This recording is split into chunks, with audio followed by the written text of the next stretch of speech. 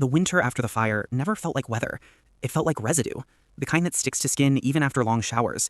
The kind that makes the inside of a car smell like a memory you didn't consent to. Our town learned the vocabulary of loss by sorting boxes. Cardboard replaced conversation. Sizes replaced names. I learned the weight of a heavy coat by carrying it through a school gym that kept pretending to be a shelter. Volunteering began as a simple correction to hours that had grown formless. The fire had eaten a block and a half, then kept going inside people. Sirens had stopped weeks ago, but they lived in hands. Every time a metal chair scraped across the floor, shoulders tightened. Work was measurable here. You could count garments, pair gloves, stack boots with their mates. Numbers protected the mind from what numbers could not fix. A spreadsheet taped to a door assigned me to deliveries because I had a car and a coat. The first part mattered to logistics. The second part mattered to cold. The coat was nothing special to anyone else. Heavy wool that had outlived 3 winters and a relationship. It held shape the way good habits do, without showing off. I didn't think about it until other people did. The gym smelled like detergent and adrenaline. Volunteers moved with the bright fatigue of people who can sleep later because right now is for movement. Piles of clothes became lanes became addresses. Paperwork invented order, and order convinced grief to wait at the curb. Children traced circles on the varnished floor with their socks and learned that quiet can be loud. I loaded the back seat in the trunk with bags labeled in block letters. Jackets, thermal tops, jeans that might fit someone whose sizes had changed because stress recalibrates bodies. The building where I drove first looked like a mouth missing teeth. Windows wore plywood. A woman from the block council waited on the sidewalk with a clipboard and a face that had learned diplomacy from triage. She pointed me toward a table where the wind couldn't reach. I started handing over shapes that used to be gifts and wouldn't pretend to be gifts. People accepted with the caution of those who know there is always a catch, even when there isn't. I found myself wanting to apologize for the fact that fabric doesn't restore photographs. The woman who became the story stood apart at first. Her posture was deliberate, the kind of stillness that reads as control until you notice the tremor under it. Her hair ended abruptly at the shoulders, edges singed into a new style that hadn't asked permission. Smoke had written itself into her sweater the way some perfumes try and fail to be permanent. She watched the boxes like a person watches exits. When she moved, the group moved too, the way crowds adjust for currents without consent. She stopped in front of me and looked at the bags as if they were excuses. Her eyes flicked from labels to faces to the coat on my body. The glance wasn't casual. It was assessment. Not of size or color, not of fashion. Assessment of warmth, of function, of survival. I realized then that my coat had been invisible until circumstances made it visible. And once visible, it could not return to invisibility. There are requests that arrive as words, and requests that arrive as gravity. This was the second kind. She didn't reach, didn't argue, didn't lobby. She looked at me, and at the coat, and made the possibility rearrange itself in my head. The possibility was simple. I had a coat, and she did not. Simple rarely means easy. I am not proud of the thought that came next. The coat had history to me. It had been a shield in long walks after late shifts, a blanket on nights when radiators lied, an almost friend on a day the car died in snow. The inside pocket carried a ticket stub from a movie I pretend I didn't watch alone. It had survived my indifference, and now asked for proof that I understood what survival meant. I found myself calculating the distance between moral clarity and hyperthermia. I kept working. Bags met hands, hands found arms, shoulders learned new weight. The woman stayed close without touching the table. Eyes tracked the coat through every bend of my body. The clipboard leader pretended not to notice, which is a kind of noticing. The air grew colder as the sun changed angles. Cold has a way of making choices louder. A child nearby began crying without volume, the kind of sound that fits into the space between breaths. The sound drifted across the sidewalk and didn't change anything except everything. The woman glanced at the child, then back at the coat, and for a second I felt the difference between wanting and needing collapse into the same shape. I made a compromise that felt like courage for 3 seconds and like calculation for every second after. I pulled 3 of the warmest jackets from the supply, the kind that trap heat by design, and arranged them as if arrangement could be generous. The woman's face didn't move. The jackets were good. The coat was better. Difference can be felt across the sidewalk. She stepped closer.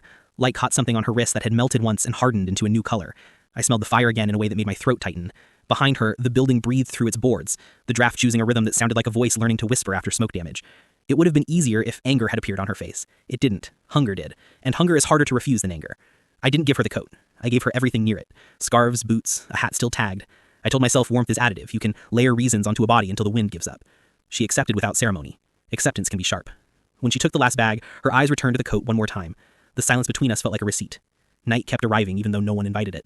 Deliveries continued to other addresses and other tables. The steering wheel kept my hands honest. I watched my breath in the car like evidence. A light on the dashboard warned me about tire pressure, which felt theatrical. The coat heated the space between my chest and the wheel, and I hated noticing that comfort still worked. Back at the gym, boxes lost their corners and volunteers lost their faces to exhaustion. People hugged like transactions and meant it. The clipboard leader thanked me in the manner of a person who has used up all the synonyms for gratitude and now depends on tone.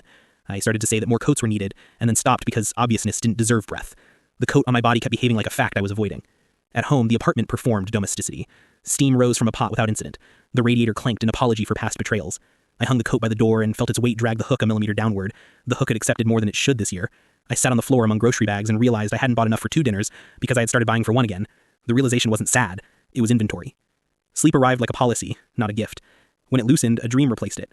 I stood on the sidewalk again, only the building behind the table wasn't boarded. It was breathing openly, a chest rising and falling under a blanket of smoke. The woman watched from the curb, still and observant.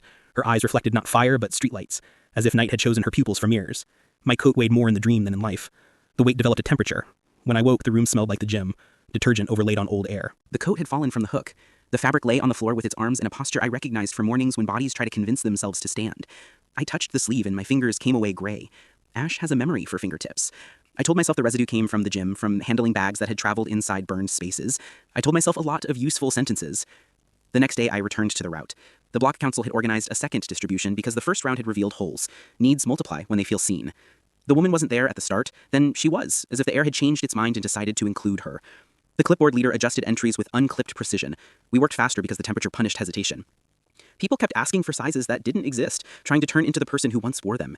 Coats learned new owners and kept secrets about former ones. A man took gloves and attempted a smile, then checked the sky as if the sun was on a schedule he could negotiate with. I handed out what I could. The woman waited her turn without performing patience. Her eyes measured the coat again. The fact of it had grown heavier overnight, even though fabric can't gain mass out of spite. While we worked, a utility crew opened a section of sidewalk to inspect something that had lost its nerve.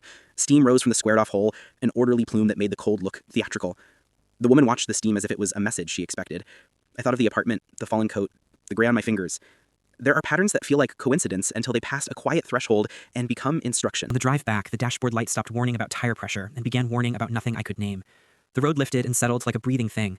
In the mirror, the back seat reflected the school gym's fluorescence, even though I had already turned off that street. I told myself rest was overdue and the body tricks itself when it wants to. I told myself the woman would find warmth without my coat, because systems exist for a reason. I told myself lies that were sensible shoes. At home, the coat had fallen again. This time it lay a foot farther from the hook, as if it had tried to walk and reconsidered. The floor around it was clean, except for a faint arc of dust shaped like fingers that had never touched it.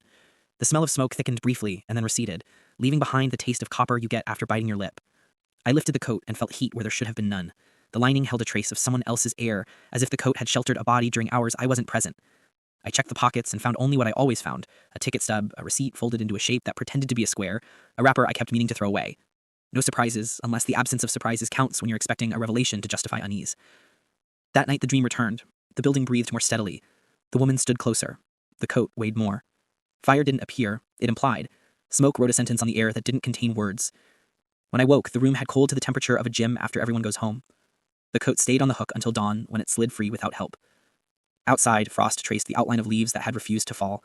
The day promised cold without wind, the worst combination for regret. I brewed coffee and watched steam rise into a pattern that looked too much like a hand lifting from water. I layered excuses and stepped into the coat because errands required armor. The fabric held me the way it always had. The door closed without complaint. On the landing, a footprint waded in ash where no ash should be. It pointed toward the stairs and away from the apartment, small and precise, the size of a person whose posture had been deliberate on a sidewalk not far from here. The print did not belong to me. The print led downward into the kind of cold that makes choices louder. I followed because delivering coats had taught me that following is sometimes the only moral available. The ash print on the landing did not argue. It pointed. Down one flight, across the tile that never quite dries, through the glass door where winter stacks itself against the building like crates. The air outside carried that metallic chill that belongs to mornings after a hard freeze. The coat tightened across my shoulders as if it wanted to keep me, then loosened as if it wanted to be elsewhere. The trail broke and reappeared the way smoke does when it threads vents. A small crescent on the sidewalk, then nothing, then a faint oval near the corner mailbox as if a foot had hovered there to think. It led toward the block that had burned, then faltered at the new plywood, where numbers and dates had been scrawled by hands that live on checklists. The board smelled of wet ash and old nails. The print ended there, which meant the choice was mine again. I turned back to the school. The gym had learned the routine and wore it like armor. Fluorescence hummed with the comfort of repetition. Volunteers moved in lanes that had become paths, and the paths became muscle memory. Boxes exhaled sweaters. Coats emerged like animals startled awake. Tape labels curled at the edges. The sign-in sheet filled with names that were really addresses, because belonging is sometimes an intersection and a floor number. Work fills space that doubt covets. I took the assignments pinned to me by proximity. Unload, sort, stack. Hand over warmth to people whose sizes had changed because loss recalibrates the body. A few held cats and towels. One carried a saucepan like a medal from another life. The gym smelled like detergent trying to convince the air it had won. She was back before the coffee cooled. Not in the line, not at the front. On the far wall, as if equal distance from the door and from me could mean fairness. Her hair ended abruptly, neat only because fire had decided it. The sweater had the new shine burned acrylic gets when it learns to be a different fabric.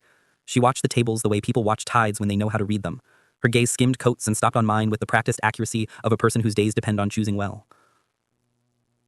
I set heavy things where hands could find them. Thermal tops, wool socks that promise longevity, jeans with knees thick enough to apologize for floors. I built a small fortress of usefulness in the space between us. She accepted what reached her, but the acceptance didn't soften anything. It was transaction, not relief. Hunger measured my coat each time I moved. Anger would have been easier. Anger can be refused. Hunger only asks you to look. By noon, the gym had cooled in that way large rooms do when bodies forget to believe in heat. The cheap wall thermometer held its number like a stubborn fact. Breath told a different story. I stopped taking the coat off even between runs to the truck. It felt less like clothing and more like a boundary. It grew heavier each time I shrugged it back on, as if accumulating a tax. When the second wave arrived, the faces had that pinched look people acquire from negotiating with cold overnight. The line behaved like a river between rocks. A boy in an adult jacket dragged the sleeves and let them touch the floor as if morning had a hem. A man accepted gloves and then stood by the door testing them for grip because some choices are about the next 10 minutes. A woman with the voice of someone who coaches other people's nerves counted bags by tapping them with 2 fingers and then stood very still.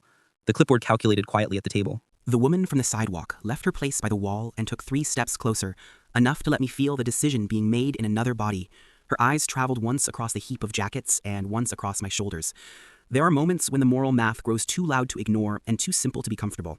I chose the middle path that looks practical and hides fear. I found a thickest donated parka, a pair of insulated boots whose sizing was forgiving, a hat with fleece in the fold. I arranged them in a way that implied generosity could be architecture. She lifted them, not slowly, not quickly, exactly as if lifting weights she knew the number of. The day did what days do. It replayed its own sentences with minor variations. The coats diminished. The line frayed toward afternoon. The clipboard started drawing lines through names with a pen that had lost its cap hours ago. When the last box of that session emptied, she remained near the door, watching the floor rather than the table, as if reading a message I couldn't see.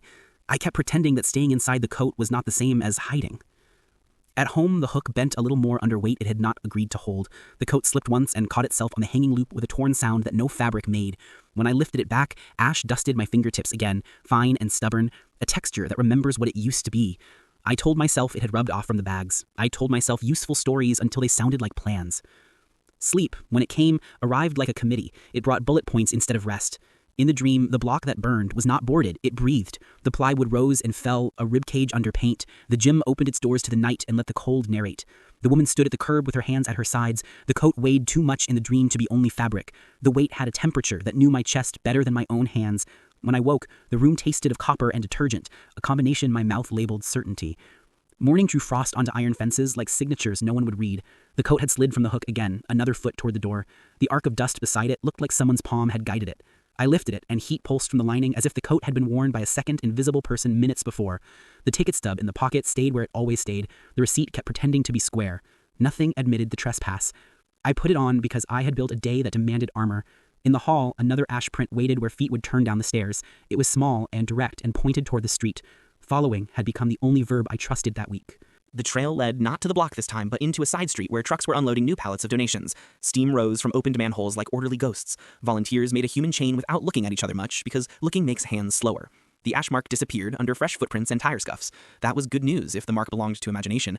It was bad news if imagination had learned the roots. I kept working. The school needed a second distribution again, because warmth, once noticed, multiplies need. The clipboard divided the day into boxes, and the boxes into bags. I moved through the lanes until moving was the only way not to think. Somewhere between thermal socks and wool scarves, I felt the coat shift on its own, a subtle tug at the back, like hands teaching it a shape that did not fit my shoulders. She arrived late that afternoon, with that precise calm that means a decision has been made before the body appears. The light from the high windows found the edges of the singed hair and turned them into a halo the color of bad weather. She took a place by the outer door and watched the steam of people's breath near the jam. I stacked the last heavy jackets and glanced up. Her eyes held mine and then dropped to the collar, to the seam at the shoulder, to the inside pocket where paper has lived too long. I felt a shift in my chest that had nothing to do with temperature. When the last bag of the day had a name and direction, I carried empty cardboard to the dumpster behind the gym. The alley smelled of wet leaves and the metal of winter. On the bumper of my car lay a small scrap of wool, charred along one edge. The color matched my coat exactly. My coat did not have a tear.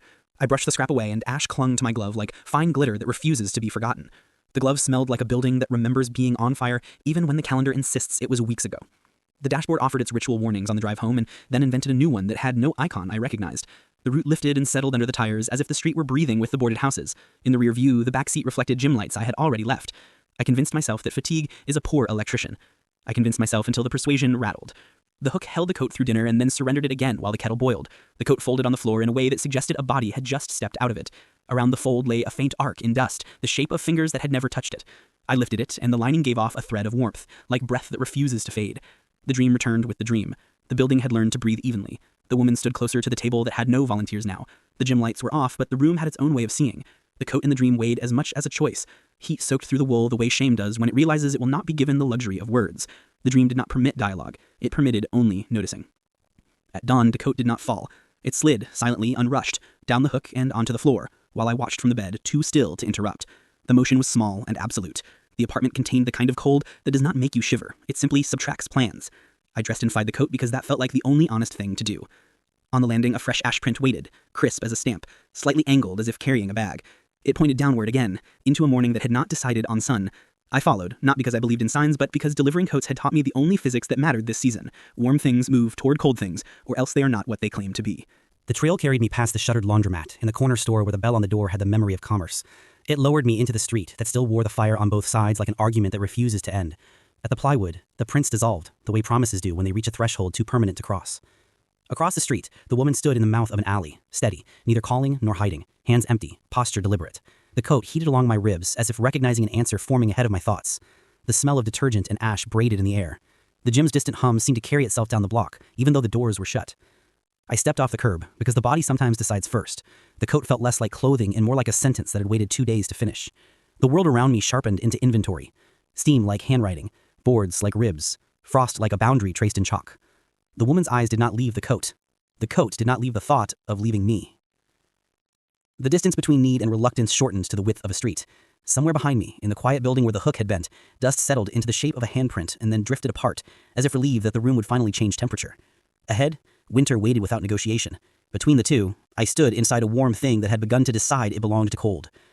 The choice was not a word yet. It was wait. The next part would arrive with breath I could see. Breath lifted between us like small flags. The alley held the cold the way a bowl holds water, still, certain, refusing argument. The coat had become a verb inside my chest.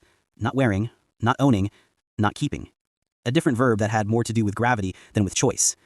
The woman waited at the mouth of shadow, posture deliberate, hands empty, eyes set to the temperature of survival. The first motion was not generous. It was administrative. Buttons found their holes the other way. Wool peeled from shoulders that had relied on it through 3 winters. My body made a quiet inventory of heat leaving. Sternum first, then the back of the neck, then that thin strip along the ribs that remembers childhood fevers. The lining released a breath that smelled like detergent, layered over buildings. My hands performed an old habit. Check the inside pocket for paper I would not need. The ticket stub stayed. The receipt stayed. The wrapper stayed. I left them where they had learned to live, as if the coat required its past to function. It slid around another body as if returning from loan. No need to tug sleeves or negotiate length. The shoulders lifted into place. The collar learned a new angle. The whole garment looked like it had been tailored by disaster. Hunger relaxed by a fraction, not enough to read as relief, enough to prove physics. Eyes that had not pleaded widened just enough to let heat register. The cold stepped back 1 pace, unwilling to argue with results. The rest of the afternoon rearranged itself around that moment. The gym accepted 1 fewer coat into its count. Volunteers adjusted their lists without ceremony. The clipboard wrote a number that balanced an equation no one would read. I continued the route in a borrowed nylon that pretended to be warmth and creaked when I raised my arms. The nylon weighed less than obligation and kept nothing important in. On the walk home, wind threaded through where wool used to live. It found nerves that had forgotten their names. The hook in the apartment greeted the nylon with the same indifference it offers umbrellas. I boiled water to convince the room to change moods and watched steam pretend to succeed. My hands kept reaching for buttons that no longer existed. And found air. Sleep learned a new sentence. In the dream, the woman's shoulders fit the coat, and the coat fit the night. The burned block did not breathe now. It rested, as if warmth had purchased an hour of silence for it. I woke to the exact minute the gym vents usually shut off and listened for humming that did not belong to my building. Silence crowded the room until it felt like furniture. The hook gave a small sound. Not metal. Thread against thread. Something resigned and practiced. I looked up and saw wool hanging where nylon should be. The coat had returned. It carried a brightness along the seams like frost that forms where breath meets air. It smelled like smoke that had been asked to behave, and beneath that, like winter hair and city metal. The inside pocket held its paper exactly as I had left it. When I touched the lining, warmth stirred, as if it had been kept for me, not borrowed. Morning offered the simplest test. Leave the coat where it hung and see if the day noticed. The nylon earned a second try. It crackled at the wrists, turned my breath into arguments I wasn't in the mood to win, and failed to convince the bus shelter wind that it should pass by. The gym asked for more hands because need had found a new rhythm. The clipboard drew rectangles and filled them with names. The woman did not appear in the first hour. The coat's absence at my shoulders made the room larger and less kind. I focused until focusing hurt. She came near noon, with the posture of someone who has slept in a room that finally remembered what warmth is. Her hair had learned a softer edge. Her hands looked like hands, not warnings. Her eyes rested on my collarbone and then moved to the door, as if preparing to leave quickly if the temperature of the moment changed. She reached the table when the last heavy jacket of that round was already gone. The nylon made its small, itchy noises while I handed out thinner layers that sounded like apologies. The woman accepted a scarf and a pair of liners without comment that would not come because we did not live in a world where it came. The coat waited on the hook again that night, as if the day had not happened. When I lifted it, ash dusted the floor under the hem in the shape of a small crescent that looked like a footprint that had been erased. I shook the wool over the tub. Dark flecks gathered in the enamel like constellations and refused to dissolve when water hit them. The drain worked harder than it should have. The apartment's heat clicked and then stalled, as if some other room had first claim.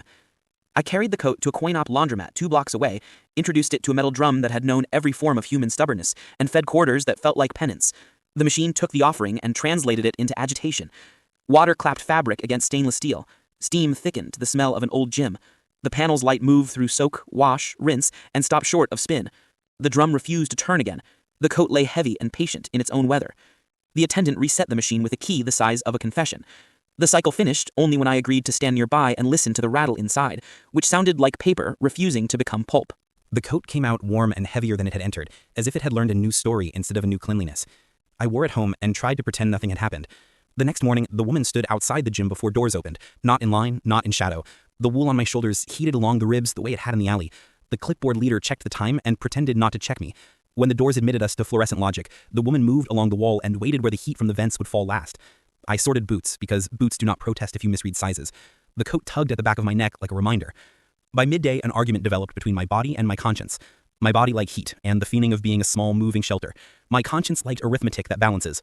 The woman's posture canceled both preferences. She accepted a blanket, evaluated its promise, tightened it to her torso, and became, briefly, a moving shelter herself. The blanket held for minutes and then failed the way thin things fail when the day doesn't negotiate. I tried a swap that seemed like compromise. I mentored the nylon into someone else's arms. There are always volunteers who think any layer is sufficient, and pretended the exchange counted. The coat behaved like a witness. It waited for a more honest sentence. That night, it chose its own. I woke to the small, certain sound of wool leaving a hook. The apartment breathed in the temperature of a hallway. The coat lay by the door in the posture of a thing about to continue. Beside it, in ash so faint I could have called it dust if I wanted to remain a child, a print waited, pointed outward. Another print lived in the hall where shoes tracked Sultan. The elevator arrived without having been called and held its doors as if instructed. Air moved from the shaft with the smell of winter on labor. I followed, because following had become my only expertise. The prints led to the building's front, then to the crosswalk, then to the block still wearing plywood. They stopped at the seam between sidewalk and street. Across the gap, in the mouth of the same alley, a figure waited with hands at her sides. The coat warmed against my palms, and for a second I understood I had been holding it like an animal that had decided it would not be caged. It left me without drama. My arms extended, weight shifted. Wool recognized the shoulders it had learned the afternoon before. Heat moved in a way heat prefers, toward need. The alley let out a breath I had not known it was holding. Somewhere behind us, a door on the block creaked in the language of buildings that are also lungs. Afterward, cold did not attack so much as inform. It taught me new names for places on the body. Throat under jaw. Thin skin over knuckles. That stubborn, undefended strip along the spine. The woman turned, not away from me or toward me, but toward travel. Her boots found a path apart from plows. The alley swallowed her with the indifference of a city that receives all decisions as weather. I walked home inside a different silence. Back at the hook, nylon pretended to help and failed. Sleep skipped me like a song you can't stand right now. When it returned, it brought no dream, just the feeling of doors opening in buildings I wasn't in. I woke to a room that had lost its shape. On the floor by the door, damp spots marked where wool had dripped. The ash arc had vanished, replaced by a clean curve I could have drawn with a bowl. The day after, the coat returned again, late afternoon, hanging where nylon had tried to live. It was heavier in the right sleeve and smelled briefly of cold hair and smoke. The lining held warmth the way memory holds the last sentence someone said before leaving.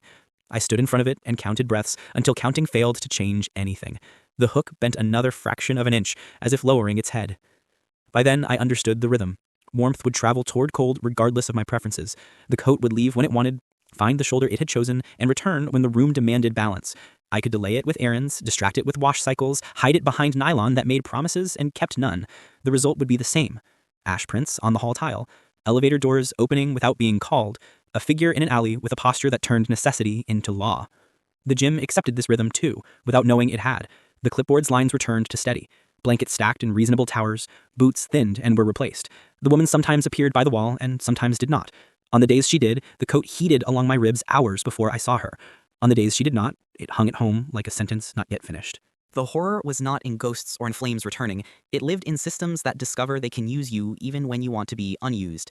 It lived in the way a garment learned the routes between rooms of different temperatures. It lived in the realization that generosity offered once is not ownership of the feeling that follows. I had not been noble, I had been accurate. Warm things move toward colds until the difference changes.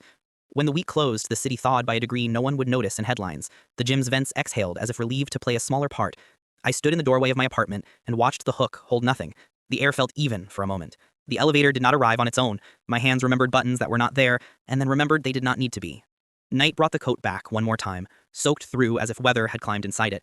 Water tracked a line from the door to the tub. The wool sagged and then steadied as I hung it.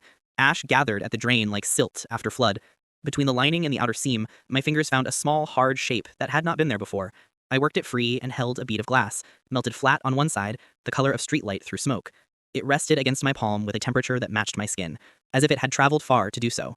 The bead went into the inside pocket with the paper that had decided to stay.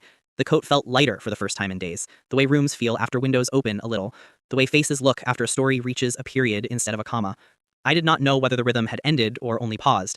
I only knew the hook did not bend when I hung the wool again. The next part would not be about whether the coat leaves. It would be about whether I follow when it does.